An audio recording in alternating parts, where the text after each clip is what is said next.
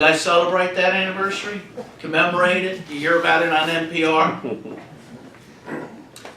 In that event, Venezuelans rose up in protest because of increases in transit prices. And they were gunned down by the military. It's estimated, and you can look this up, you can verify my numbers.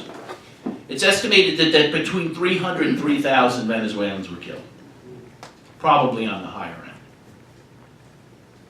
The exact number that's estimated in Tiananmen Square. But meanwhile, China at the time had about 1 billion people. Venezuela didn't even have 30 million. So the numbers proportionally were huge. Meanwhile, what happened in China after the Tiananmen Square massacre? Nothing. Life went on, government went on, protest was put down. What happened in Venezuela? Hugo Chavez. That event spurred the movement on that brought Hugo Chavez to power in 1999. And Chavez, in turn, as Noam Chomsky has pointed out, he pointed out when Chavez died, led the liberation of Latin America for the first time in 500 years. So in terms of the historic importance of the two events, the Caracazo is much more important by any measure. And yet there are no commemorations in the press. You've never seen pictures of it, like you saw the picture of the guy in front of the tank in Tiananmen Square. It is of no importance. And why?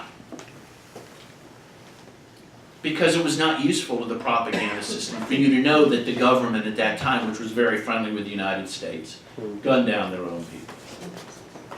In fact, it ran counter to our propaganda system.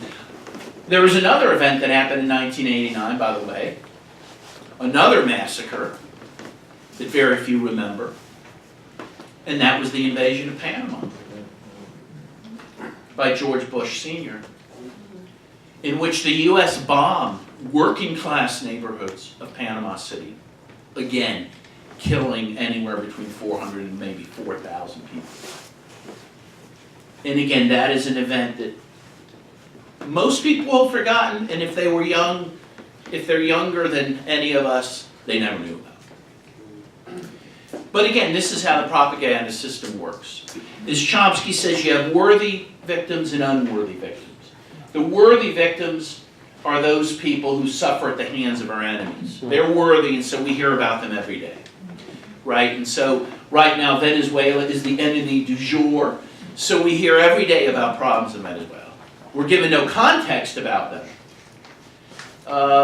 But even putting the context aside, we get an obsessive view of any problem that's happening in Venezuela. Meanwhile, next door is the U.S.'s closest ally in the region, Colombia, South America, which actually I know more about than any country because I've been there many, many times and had some human rights lawsuits involving Colombia. This morning I woke up and I received a text message with photos of a paramilitary massacre that happened last night in Colombia, South America. Did you see those photos on the nightly news? No. Right. And this happened in Cauca, and these were Afro-Colombians who were killed. Colombians of African descent.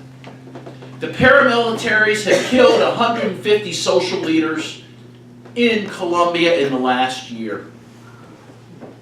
And yet this is of no importance as far as our press is concerned. There are more internally displaced people in Colombia than any other country on earth, even Syria. Over 7 million internally displaced people, disproportionately Afro-Colombians and indigenous people. And yet that is not a humanitarian crisis that we should be concerned about, or at least so we're led to believe. Meanwhile, we hear about Venezuelans leaving Venezuela for Colombia. But are we told of the 5.8 million Colombians who live in Venezuela? And who fled Colombia because of the US-backed war in Colombia, and who have been treated very well by the Venezuelan government, have been given citizenship, social benefits. That migration is of no concern. And so you never hear about that in the nightly news. Of course, I have to mention, if we're concerned about humanitarian crises that we're led to believe we should care about in Venezuela, as I think most of you know, the greatest humanitarian crisis on earth right now is in Yemen. The UN estimated last year that by the end of last year, 12 million Yemenis would have died of starvation because of that war. We don't know if that happened or not because, again, it's of no importance. And why? Because the U.S. is behind that war. The U.S.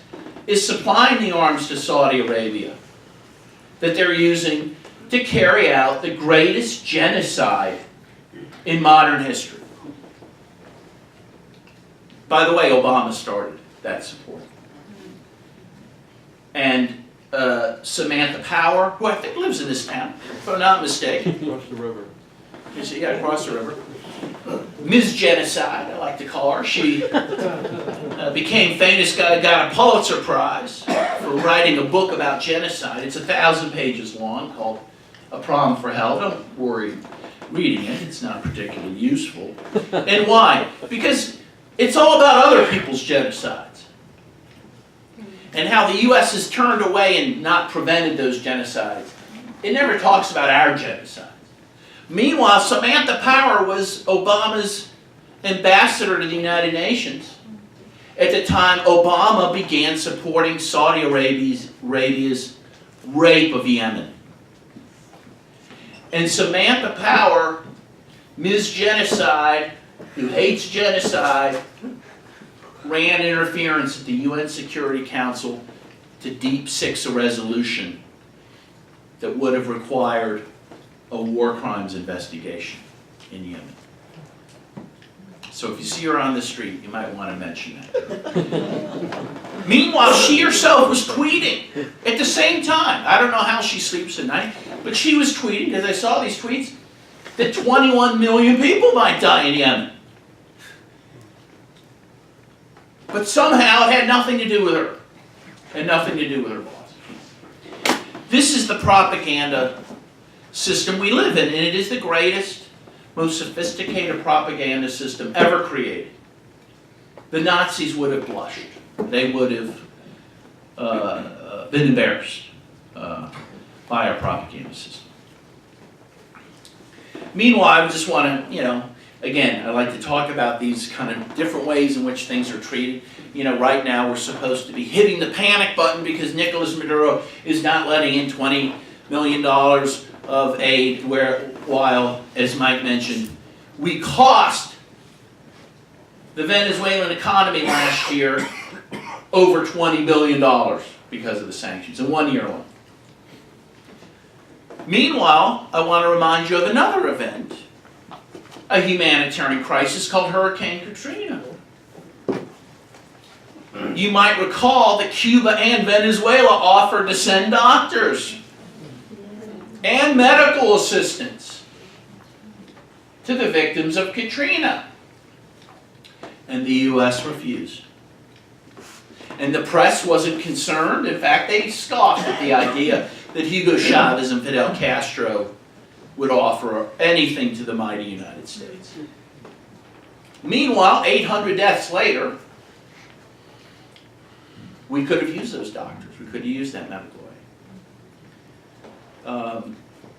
And yet we're supposed to be concerned because Venezuela is not taking our measly amount of aid. So let me talk a bit then about the U.S. economic war, not just the sanctions, but the U.S. economic war against Venezuela. And by the way, an economic war is as bad many times as any war fought with bullets. We know this with Iraq. where we know that the sanctions imposed against Iraq under Clinton cost the lives of 1 million Iraqis. 500,000 of them were children. Right? So we know that these can be devastating, and they are.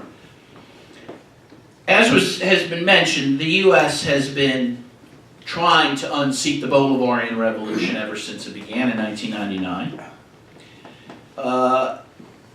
But in terms of the economic war, it really began in earnest in 2014. And at that time, and this is now a matter of record, there's a great Independent of London story on this, the U.S. and Saudi Arabia colluded to flood the market with oil to lower oil prices, mostly to hurt Russia and Iran, but as again the Independent of London noted, this devastated Venezuela. You might recall that oil prices went from about $120, $130 a barrel to a low of $25 a barrel almost overnight. And Venezuela depends on its, gets 78% of its revenue from oil. So do the math. Overnight, it had a devastating impact on Venezuela, which had been up to that point doing a wonderful job in decreasing poverty, decreasing extreme poverty, and yet this was a huge blow. And then, as Mike pointed out, Obama piled on even further, now beginning economic sanctions in 2015. Because of those economic sanctions, and since the time that Obama began them, the result has been an 80% drop in imports in Venezuela. And so you already had a problem with these artificially low oil prices, and then you add to this these sanctions. And now, of course, Trump began to double down on those sanctions. In August of 2017, Trump imposed sanctions that prevents Venezuela from receiving any international financing or any loans, and Venezuela has prevented from being able to refinance its debt, which is every country has to do from time to time.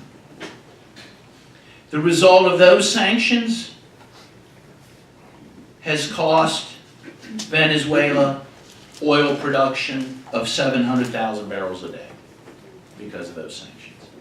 They have not been able to get the capital they need to keep the oil industry running in the way that it had. All told, those sanctions cost Venezuela $6 billion,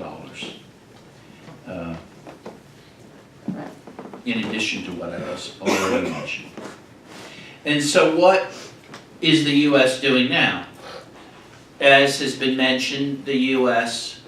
handpicked Juan Guaido to be the president of Venezuela. We know this, that Mike Pence called Juan Guaido before he appointed himself president and said, please appoint yourself president. And the U.S., of course, immediately recognized him as president. If that were not bad enough, the U.S., on January 23rd, 2019, announced that we were going to impose a new round of sanctions against Venezuela to make sure that Guaido would become president. And essentially, those sanctions are a complete trade embargo against Venezuelan oil. What Trump has said is, you can feel free to sell us oil as much as you want, but none of the revenue is going to go back to Venezuela. So three quarters of Venezuela's export markets have been effectively cut off. And what we have said is that money, instead of going to Venezuela, is going to go to Juan Guaido. Meanwhile, the Bank of England did a similar thing. They have $1.5 billion in gold deposits from Venezuela. Maduro asked for those back, and they said no, and they said we may end up just giving them to Juan Guaido. Could you imagine this? It would be as if Nancy Pelosi right now said, I'm President of the United States. And other countries then said, okay, we're going to give you all the revenue from U.S. exports. You, Nancy Pelosi, not the United States. It's an incredible disregard for democracy and national sovereignty. And yet again, in the press, we get no hint of the wrongness of these actions, which really are nothing more than a hold-up, a stick-up. We are taking these people's resources so that we can take more resources. Because Mike Pence and John Bolton have been clear that the reason we're doing this is so that American companies will have control over Venezuela's oil. In fact, Juan Guaido, one of the first acts he has done as self-appointed president, is name a new board to Citgo, Venezuela's oil company. Every member of the board he named lives in the United States. Which shows exactly where he's coming from and where the U.S. is coming from. Meanwhile, Nicolas Maduro is the duly elected president of Venezuela, and that needs to be emphasized. I was an election observer in May of 2018. I was an election observer in April of 2013 when he was elected for the first time, and I've been an observer at other elections. And as Mike pointed out, the system used in those elections was the same system that Jimmy Carter said is the very best electoral system in the world, and in fact it is. If you don't know how it works, I'll walk you through it very briefly. In order to vote in Venezuela, you need to present your fingerprint on a machine that will read your fingerprint and read to determine whether you actually are eligible to vote, and you have to show voter ID. If you don't do those things, the machine doesn't even turn on for you to vote. If you do that, and the vote, and therefore you trigger the machine to turn on, you then walk to the top. It's a horseshoe shape. You walk to the top of the horseshoe, and you have a kind of podium like this with a cardboard box in front of it, and you can cast an electronic ballot. And then when you're done voting, it prints out a paper receipt, and you look at your receipt and make sure, the people I voted for, yeah, that's right, are the people I voted for. And then you walk to the bottom of the horseshoe and you put your paper receipt in a cardboard box that is sealed at the end of voting. And by the end of that night, and I always get the exact way this works, and maybe Jorge, you can correct me if I'm wrong, 54%, at least one box at every polling site is audited of 54%. Something like 54% of the votes, more or less, are audited by the end of that, to ensure that the paper receipts match up with the electronic vote. And who does that auditing? The parties involved in the election, including the opposition party. Meanwhile, the electronic records are kept, and so are the paper receipts, and so you can actually have 100% audit of every vote cast in the country, which could never happen in the United States. And that did happen in 2013 because Nicolas Maduro won that election, but by a very slim margin. And so there was an audit of 100% of the machines, and I actually got to witness that audit as well. And it was noted in 2018, Nicolas Maduro ran against an opposition candidate named Henry Falcone from the business community. By the way, Trump tried to stop Falcone from running. He threatened Falcone with sanctions if he ran against Maduro. Why? Because it wasn't good enough for the U.S. to have, a pretty pro-U.S. guy in power if he happened to get elected. They wanted to totally delegitimize the Venezuelan electoral system. They wanted Maduro to run unopposed so that they could say, this is a sham. But Falcone, to his credit, ran against Maduro. And even though elements of the opposition called for an abstention from the vote, and people did abstain, again, it was especially for Venezuelan standards, low voter turnout, about 46% of the electorate voted. Doesn't compare too badly to the U.S., but for Venezuela, that's low. But still, so nearly a majority of the people who could vote voted, and of them 67% cast their vote for Nicolas Maduro. And no one credibly claims that what I just said is not true. And so over 6 million people cast their vote for Nicolas Maduro. And yet, when was the last time in the mainstream press you heard one of those 6 million people interviewed? Think about that. They'll say sometimes, oh, there was an opposition protest today and there was a pro-government protest. So let's go talk to the opposition protesters, right? And they talk to the one guy who speaks English, and that's the end of the program. Thank you very much. What about these other people who are over here? And you rarely see who these people are, right? But if you look at photos, it's a very interesting contrast. The people protesting in the opposition tend to be better off people and lighter skinned people. And the people protesting in support of Maduro tend to be darker skinned and poorer people.